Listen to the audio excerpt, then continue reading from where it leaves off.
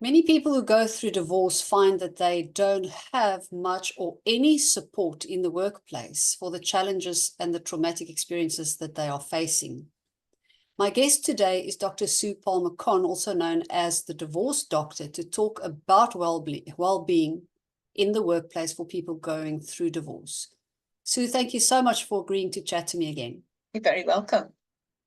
So let's just jump in. I know you have many statistics that you can share with us. What is the situation in terms of divorce and how it impacts the corporate world or the business world? Right. Well, statistically, round about half of the population or married couples are going to go through divorce or separation at some point in their life. And of course, a lot of those are in work. And the stresses and strains of a relationship breakdown are obviously going to impact their work situation as well. Definitely. And we know from research and from experience of talking to thousands of clients that productivity is really badly affected. All walks of life, whether they're on the shop floor, whether they're in management, they are going to be impacted by the stress and strains of divorce. Very definitely. That's my experience as well, working with people from all over the world. And as you said, it doesn't matter what kind of work they are doing. It does have a tremendous impact, and a negative one at that. But the world of employees and the workplace in such is not on par or with the program so much in terms of providing the right kind of and appropriate support for the employees who are going through divorce. It's a fairly new concept. Am I right? It is, unfortunately. I mean, I got divorced back in 2001, and the situation really hasn't changed in the 23 years since then, which is really bad because divorce rates have increased. And you would hope that with additional knowledge that employers would tune into the needs of their employees. I remember driving down the motorway to work very early one Monday morning. I just had the awkward conversation with my then husband over the weekend, and I was driving on the motorway and I felt my chest tightening. I couldn't breathe. I really thought I was having a heart attack, and I pulled over to the hard shoulder, and nothing I did could calm this banging down. And eventually a police car pulled up behind me to see what was wrong. He recognised it was nothing more than a panic attack. But it just felt awful. And I got to work, and even then I didn't tell anybody at work. It was a fairly new job. I'd been promoted into a very senior position. And I thought, people are going to think that I'm just attention seeking or expecting some sort of easy treatment. And so I didn't tell anybody until it was all over. Sure. Which means that you don't get support or any kind of help either if you don't tell anybody. But that is something that's quite common in divorce. People are ashamed of what's going on and their fears around, like you said, feeling afraid that people might perceive you as not strong enough or weak or expecting preferential treatment. So I think the vast majority of people go through the divorces without really sharing it with anybody at work most of the time. But if the culture was different in work, if there was a culture of support and guidance and trained personnel within the workplace to support them, it would make all the difference. Definitely. Yeah. So how do you go about changing that culture? It's a huge educational task, I imagine. It is, and it's got to come from the top down. It's got to be led by the business owners, the managers, the supervisors, and the whole culture has to change. I mean, we've got workplace menopause champions, we've got mental health first aiders, we've got people you can turn to for bereavement, we've got all sorts of other mental health issues that are supported in the workplace. But divorce is a life event. It's not necessarily a mental health event. It's not a legal event. It is an emotional event. It happens to have legal and financial consequences. But if there was a culture of emotional intelligence and empathy and openness and open channels of communication, then I'm sure people would welcome it, to be able to help them cope with their emotions. It's bad enough going home to a conflicted household, or one where you're walking into an empty house. If you're the one that's had to move out, you're losing regular contact with your children. You're in a financial dilemma because you've only now got one income to pay all the bills. All that stress is then taken into the workplace. And although people may turn up for work, they won't be present in reality. You know, it'll be what we call presenteeism. They're there, but they're going through the motions rather than actually putting effort into it. Or we'll find that there's an increase in absenteeism. Or even, we know that 10% of people going through divorce are going to either leave within the first year or be asked to leave because they're no longer efficient in their work. Goodness, that's quite high, 10%. Yeah. And the reason for people leaving of their own accord, what would that be? It's either due to inability to cope with the stress factors, or because of their changing circumstances. They may have young children and they've now got no support at home. Or, you know, they've had to move out of the house and they can't afford to live in that area, so they've had to move away. There's all sorts of reasons, but a lot of it is due to lack of support in the workplace. And if you're not getting supported at a critical point in your life, you're not going to have that loyalty that you once had. Whereas if you've got somebody who is giving you unconditional support, and you're told this isn't going to hamper your chances of promotion, will help you to get through this period, and then you just carry on as you were on your promotion track at a later point. And it doesn't even have to be something completely separate. It can be integrated into current employee assistance programs, but just having a specialist in the workplace. You know, sort of looking at the policies. So flexible working, maybe even condensed working week on the days when you haven't got the children. Yes. Working longer hours. That's a great idea. So there's all sorts of ways around it.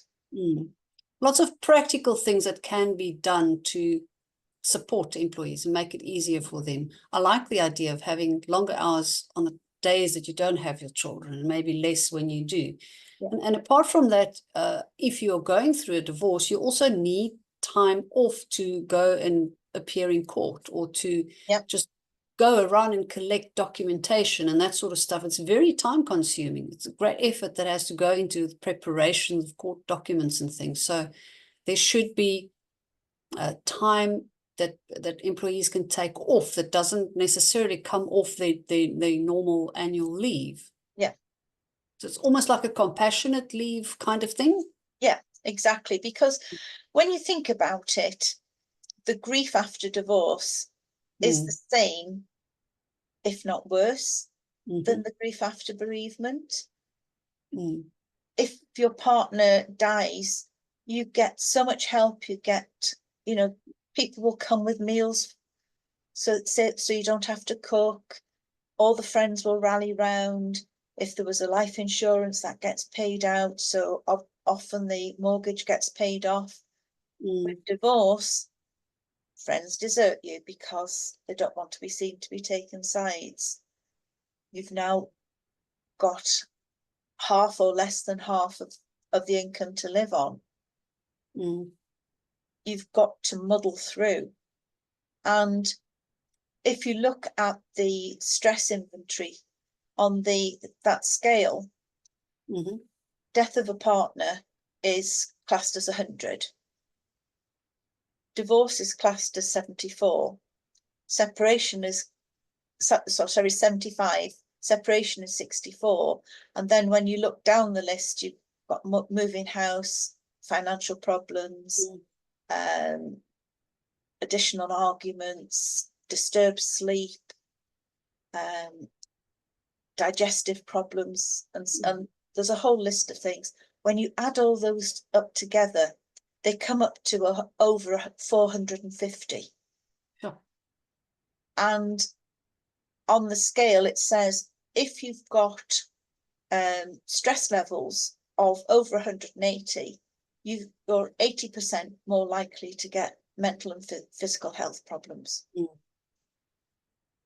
Indeed. And divorce often leads to many of the other health problems, things lower down the list. Yeah. And people don't look at divorce like that. You know, they say, oh, you know, it's just a breakup. It's not just a breakup. You're grieving for your identity because you've lost your identity. You're grieving for your future. You're grieving for the relationship that you had with the children because it will change. There's a whole host of things that people grieve for. And there's a lot of security, emotionally, physically, material security, and all those things that are lost or at least diminished in a divorce situation.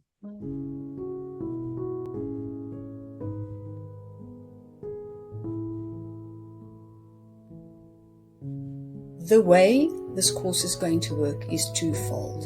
You're going to learn to practice the practice of cultivating resilience regularly in daily life, and you're also going to learn how to handle and respond to challenges with practical examples.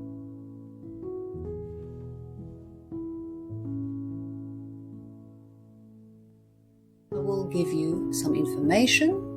I'm going to share some of my stories, and I will also give you practical tips, tools, processes, responses, you name it. And on top of that, below the video, you will find bonus material and homework or practice. The impact is huge, and yes, there's definitely a need for support from the work environment side of things. What would you say to an employer who responds with, I don't want to get involved in people's personal lives. What happens at home is their problem and they must not bring it to work? If you look at the stresses from work being taken home, that has inevitably been a contribution to breakdown in relationships, especially in careers like the police, the armed forces, the emergency services, where they're working under high stress levels. Yes. And they've got irregular working hours, lots of changes of shift patterns, lots of very close teamwork, so that the spouse feels excluded. the divorce rate in the police and the armed services is between 75 and 80%. Goodness. And you can't help, because you're dealing with trauma every day, you can't help but take in some of that trauma yourself and take it home. And so it's inevitable that the relationship is going to break down, and that then is going to impact on your work. So how can you cope with a traumatic situation which you're facing every day? Or if you're in the armed forces, are you prepared for active duty when you're going through a relationship breakdown? Valid question. You know, this is what we need to think about. And yes, you know, some people are becoming more aware of the situation, but there's very, very few. In a recent survey by a law firm, less than 7% of people going through divorce said that they had any support from their workplace. Even fewer than that from their employers. A lot of them got it from close colleagues and friends in work, but not from their managers or supervisors or actual employers. That is shocking, hey? Less than 7%. So would you say this is an HR function? Would it fall under the wellness, employee wellness assistance programs? Where do you position the work that you do? It is definitely health and wellness, or well-being rather than wellness. Because, you know, they will take into account physical, mental, even financial well-being. Do they look at relational well-being? You know, when people have their annual appraisal, they will look at, you know, physical, mental health, if there's been any indications, but they rarely, if ever, ask about relationships. I think it's traditionally because we've been accustomed to a culture where we don't mix work and pleasure, that sort of thing, and your personal life you keep outside of your work environment, and that's not sustainable. It isn't in this day and age, because employers are expecting more and more for less and less, or from less and less. And when you think about work-life balance, which way is it sliding? You know, we've got to look at it holistically. If you've got a happy home life, you're going to have a happy work life. If one or other isn't happy, it's going to impact on the other. Definitely. And I'm curious to know what your experience was during COVID, because I know that changed that relationship dynamics very much. So people who were already in challenged relationships or difficult relationships or even abusive relationships had a very, very hard time during lockdown. And then combined with that, the whole shift to working from home and remote work, which has become much more popular since COVID or as a result of COVID. How has that impacted the change, if at all, of how employers view employees' needs and the support that they require in terms of divorce? I don't think it has gone on their radar. And yet in 2022, the divorce rate increased by 25%. It's settled back down again now, but post-COVID lockdown, because of the stresses and strains of living there 24/7 with a person that you might have only seen for a couple of hours a day, and then having to cope with homeschooling for the children and trying to get your work done. Perhaps they've only got one computer, slow sort of network and so on. It was a hugely stressful situation. And so many relationships broke down. On the other hand, a lot of other relationships strengthened because they were more appreciative of what the other one was doing. But for the divorce rate to rise so dramatically in the first year after lockdown. Yeah, that was incredible, but to be expected also. So in your work that you do, can you give us an idea of how you approach a company or a corporate entity when you start interacting with them, when you start teaching them what they need to know? How do you do that? Where do you start? Or with whom? You mentioned earlier that it's got to be from the top down. I mean, ideally, it's going to be somebody who can give the authority. Rarely do you get hold of the right person at first. It's usually either somebody from HR or somebody from the employee assistance or staff wellbeing. And whilst they may be very enthusiastic, they may not get the go-ahead from the purse holder. So it is targeting the right person and making a persuasive argument. And my arguments have changed over the years. Once you can get into talk to people, they then see exactly what you're talking about. And they're quite horrified when you give them the statistics. Because I've got an algorithm where I can calculate exactly how much it's costing them. And when you're talking in terms of thousands or even millions of pounds a year, they take a big intake of breath, and then they start listening. And when you're approaching people with propositions like this, you've got to think about where is it going to impact the most.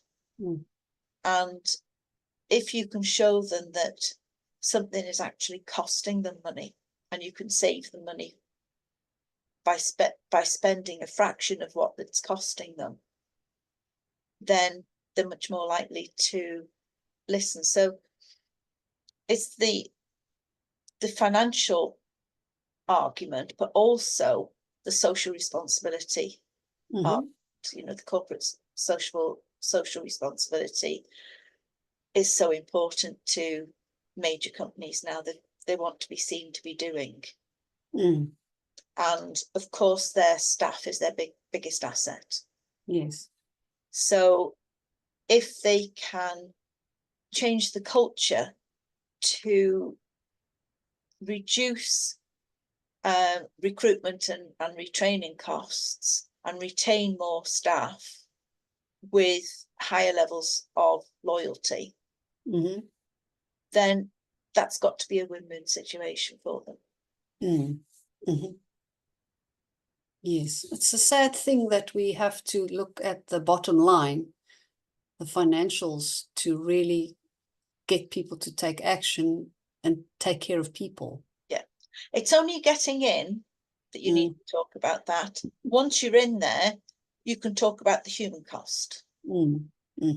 I did a pilot program with my local police force, and they're very forward thinking anyway, and they'd already got domestic abuse champions in the workplace. And when I talked about the incidence of domestic abuse in divorce and conflicted relationships, and then talked about stress levels and impact on work performance, and I didn't even talk about costs, financial costs to them, because it's not the same as running a business. It's the human costs that they were Yes. more, thinking about, and the cost to the public perceptions and so on. And they, I gave them a 2-hour lunch and learn session with all the senior managers in the force. And at the end of it, they said, what can we do? And they paid for a male sergeant and a female call handler, both of whom were already trained as domestic abuse champions, to train as divorce coaches.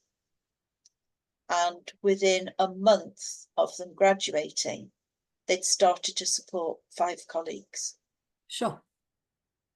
And that was 2 years ago. They've now been supporting over 100. And I'm going back in to talk to, because obviously staff turnover, new promotions, they all need to be re-educated or educated, depending on what their role is. Well, like you said in the beginning, more than half of married people go through divorce. So any employee can be quite sure that at least half of their employees are going to go through that at some point. So yeah. The and figures it can be as much as 10% of employees a year going through a relationship breakup, not just divorce, but long-term living arrangements can change. Even for people that aren't married, if they've got children and they're not married and they break up, they may not have the legal protection, but that they would have if they were married. But emotionally, it's just as destroying. And the impact's the same if they were living together. Yeah. I'm wondering, what would you say to somebody who's employed in a large company, who's now facing a separation or a breakup or a divorce, and there is nothing in place in that organization? What would you recommend they do? Because I have found in my experience, I've come across people in management positions or leadership positions or owners of their own businesses who've gone through this grueling experience themselves, and they then only realize, gosh, I need to do something and support my people, because now they've learned firsthand, literally the hard way, how tough it is. But what would you recommend for a person who's an employee in such a situation, who's in desperate need of support, but they find themselves in an organization where the people are literally blissfully ignorant of that need?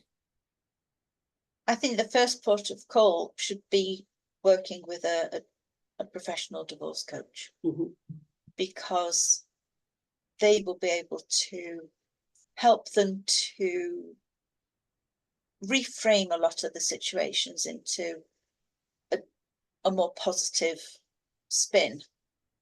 Not that divorce is ever a positive event, but help them to cope with their emotions and help them to get into the right frame of mind, so that they are more able to concentrate on the business of divorce when they're talking to their lawyer or their financial advisor, and not repeat over and over again their divorce story. And in doing that, it's going to save them a lot of time, it's going to save them a lot of money, it's going to save them a lot of stress, and it makes divorce a lot more straightforward, more dignified, and it does make such a huge difference.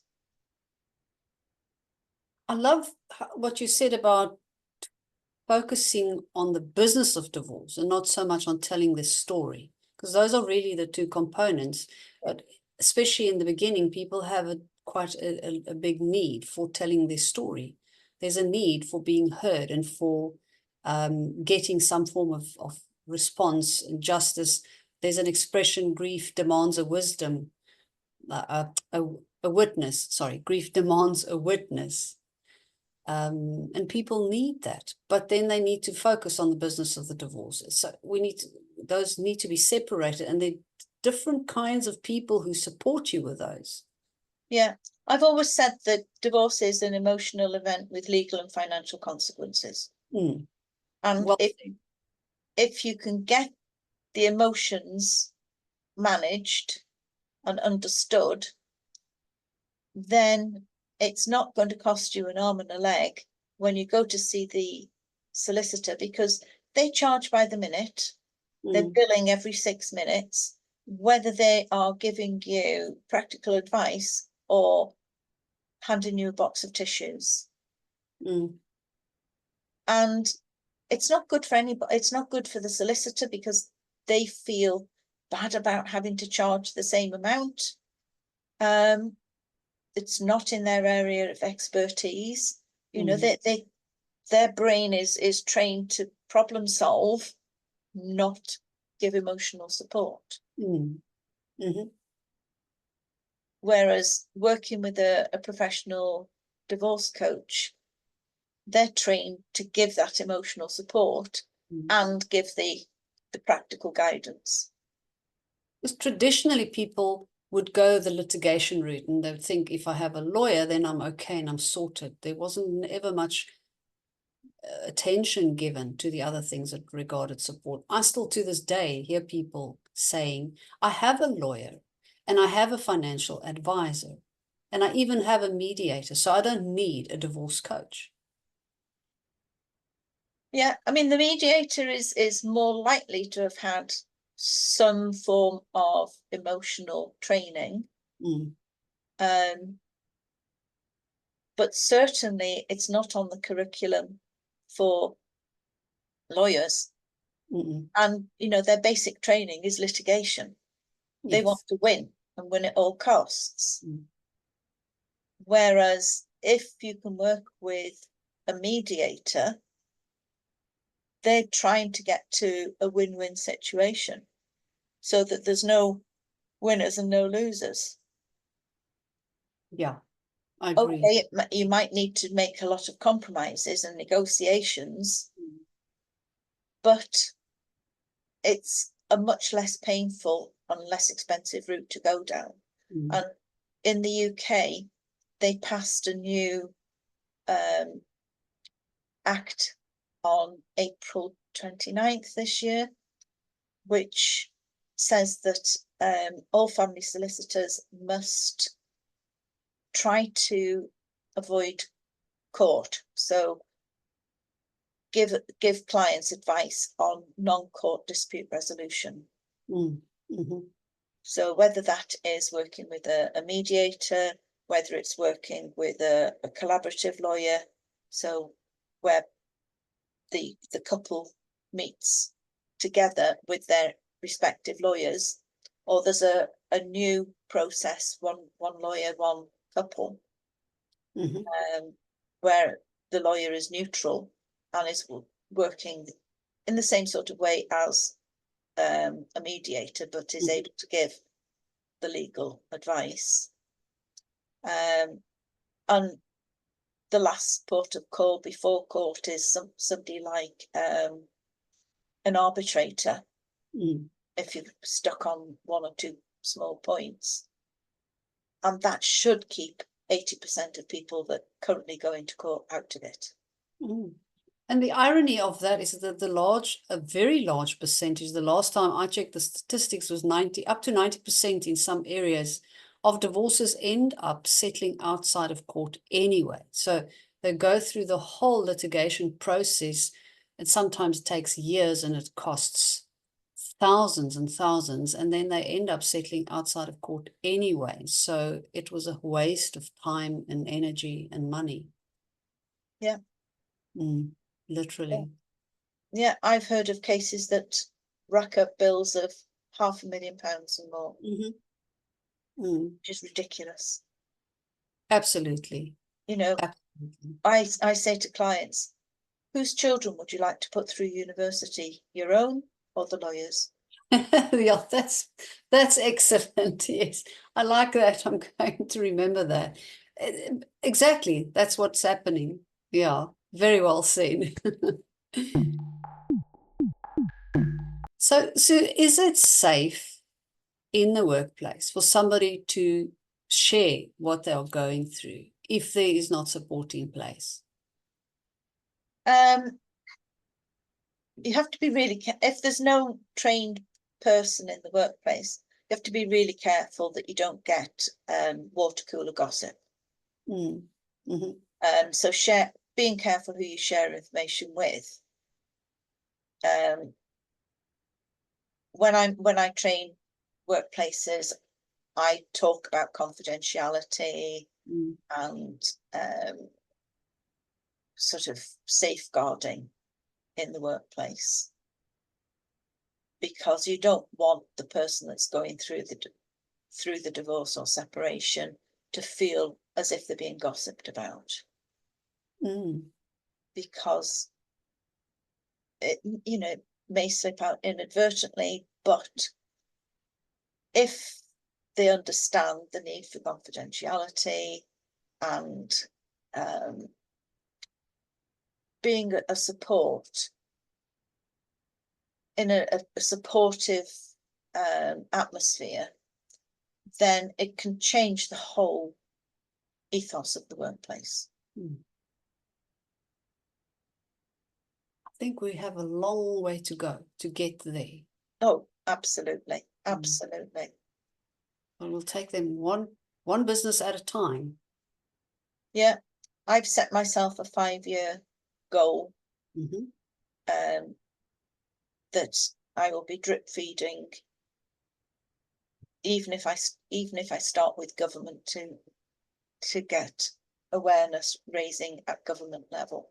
You know, sort of things like the Home Office, where they're looking after the police, or Ministry of Defence, where they're looking after the armed services. They need to be aware of what's happening. I don't think they are. And when you think that the average age of divorce is around about 45, you're talking about senior personnel with years of experience. And that's going to hit even harder if they leave. You know, what are recruitment and retraining costs? It can be 2 or even 3 times the annual salary. Now we're talking about billions, the cost to companies. Absolutely. Losses. Absolutely. I mean, in the UK, the cost to UK PLC, so big organisations, is £54 billion every year. Good grief.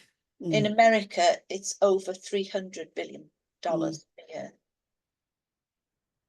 Shocking. Yeah, that's a big impact on the ROI.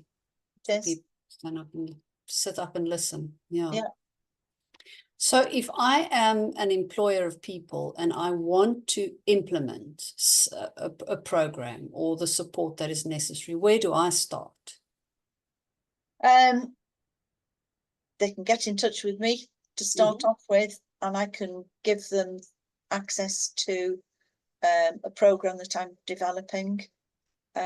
So it's an online program to give them the information, because obviously I can't be everywhere at once. So it's a DIY or DFY program. And then I also run a training program for specialist divorce support. I'm calling them divorce first aiders. And I've got a network of professional divorce coaches in the interim period. So there's no need for people to panic and rush into everything at once, but it's changing the culture one step at a time. And even if at first they only give their employees access to the right literature and the right guidance, that's a first step. But ideally, to change the culture, we need to be looking at working with managers, with supervisors, anybody who's got line management responsibility, to be able to spot the signs of relationship breakdown, the change in atmosphere, the change in behavior, the change in language, timekeeping, and so on. There's certain signs and symptoms that are common, and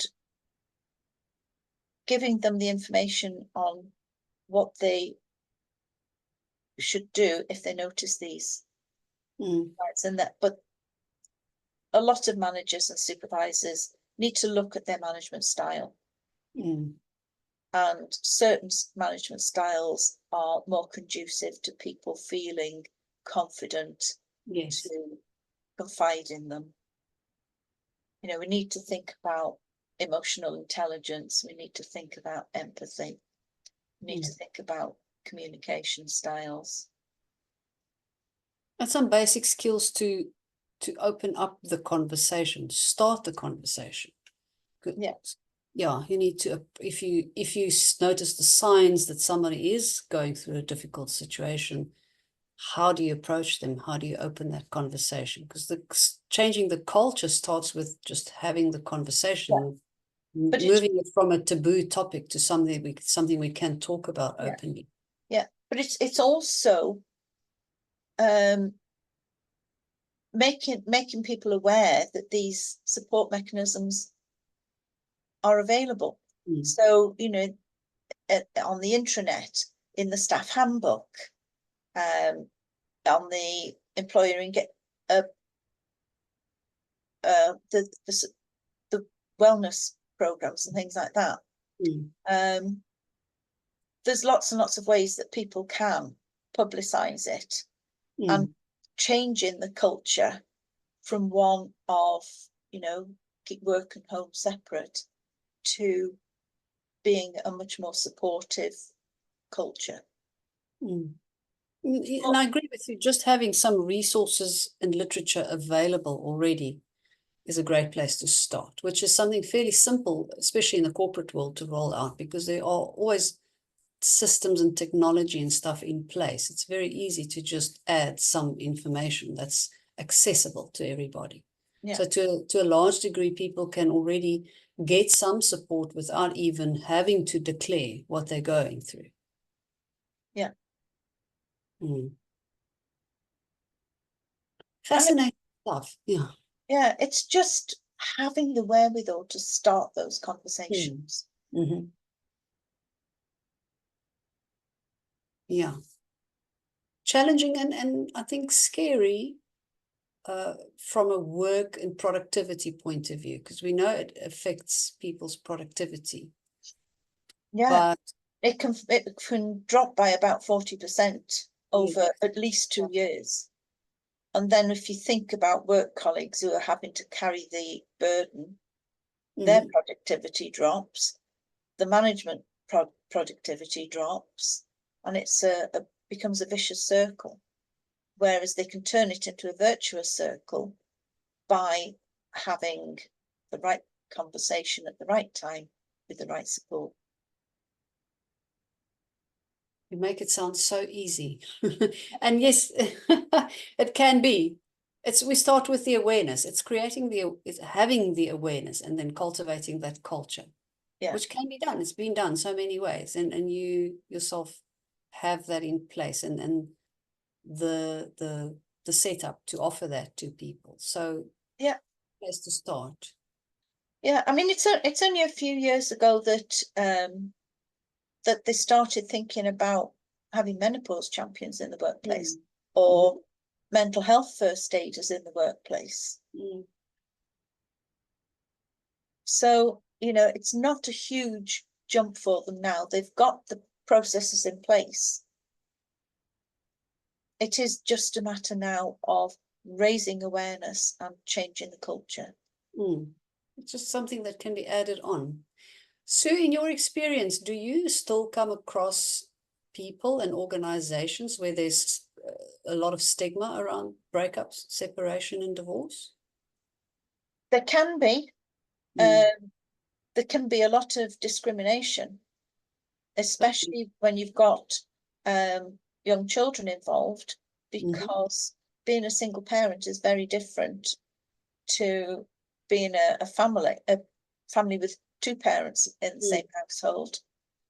And, you know, if you think about being a single mum, then they're going to have to do the school drop-off, the school pickup.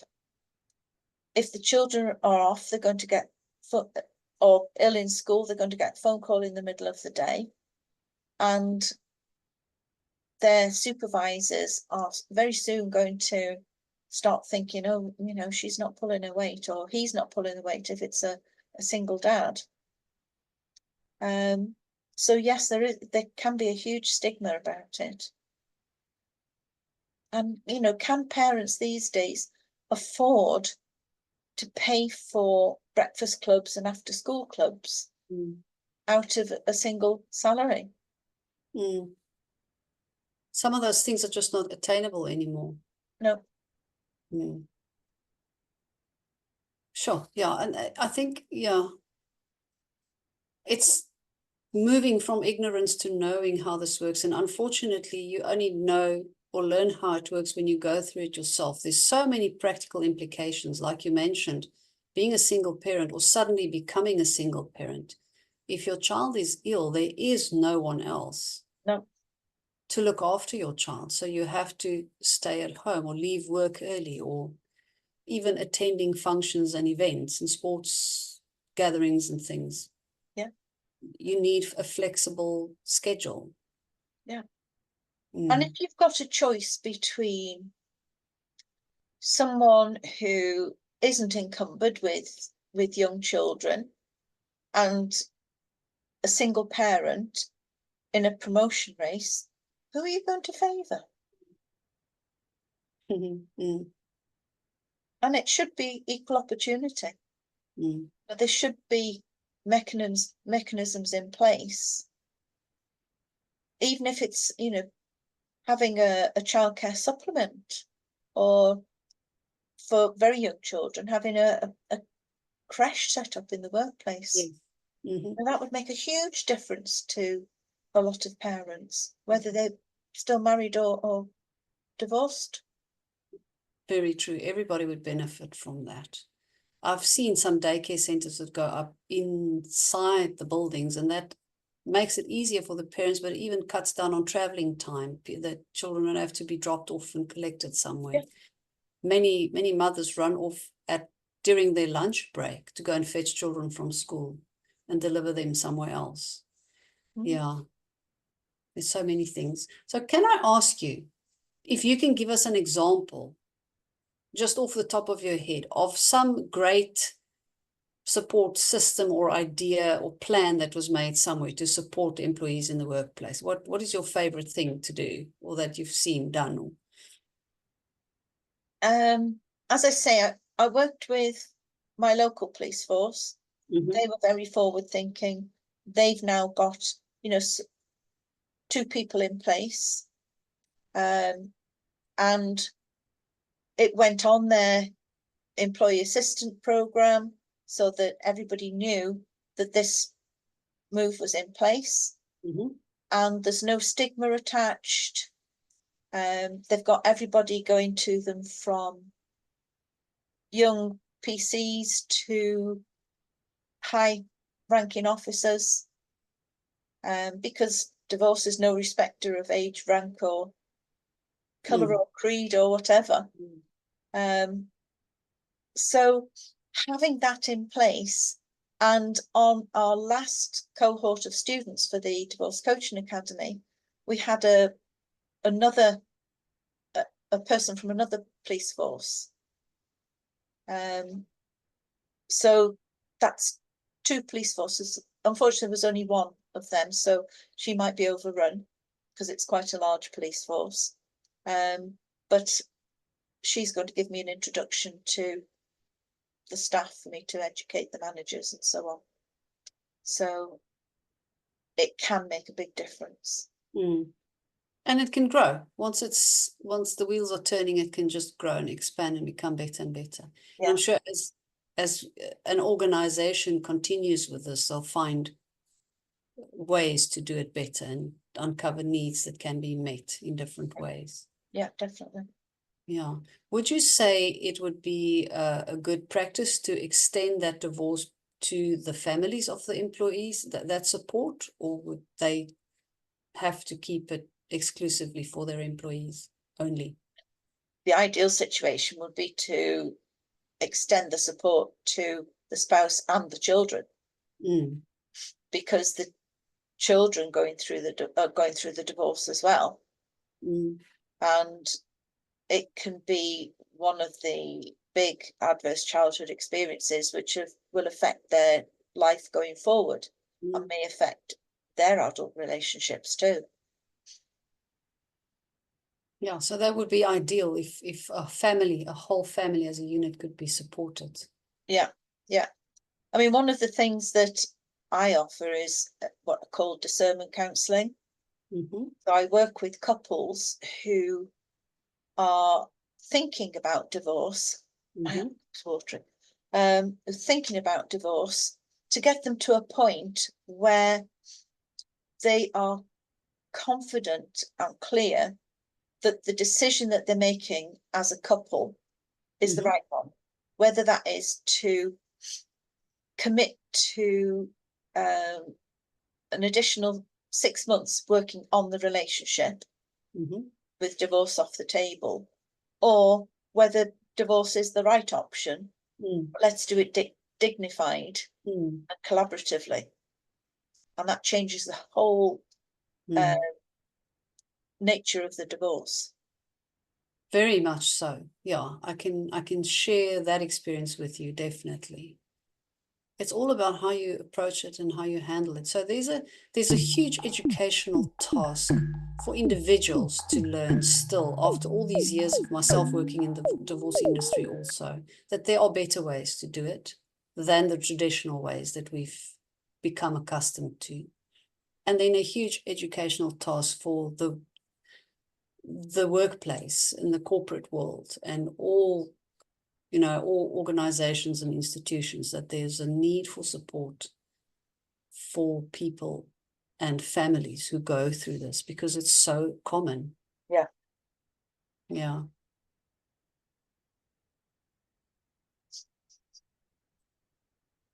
Sue, thank you so much for your time, and much appreciation for sharing your wisdom and your very valuable experience.